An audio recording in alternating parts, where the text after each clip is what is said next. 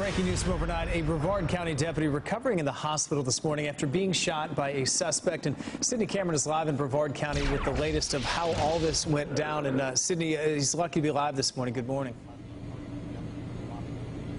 Good morning. You know, Sheriff Wayne Ivey says that he actually spoke to his deputy who was shot in the hospital a few hours ago. He summed this all up by saying, "I won." You know, I'll show you right behind me some of the bullet holes from this shootout. The sheriff saying that the suspect is dead this morning and his deputy is getting ready to go into surgery after he was shot during a neighborhood argument over feral cats.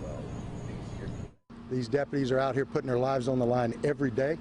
And to have somebody pull a gun on them on something that was really started over arguing over feral cats, feeding feral cats, is just outrageous. Deputies descending on a neighborhood in India Atlantic after hearing one of their own got shot. Brevard County Sheriff Wayne Ivey saying it happened last night when his deputy responded to a disturbance call at a home.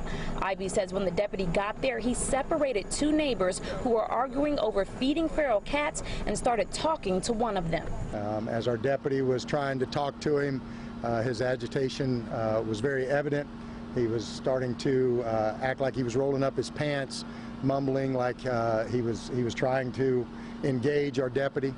Ivey says the man went behind a vehicle, and that's when the deputy heard the distinct sound of a rifle being charged and the shootout started. The gunfire lasted long enough for our deputy to expend all of the rounds in one of his magazines, reload and re-engage the suspect. Sheriff Ivey says at one point the deputy collapsed and a neighbor had to pull him to safety. The suspect died on scene. Sheriff Ivey saying he's proud of his deputy's actions.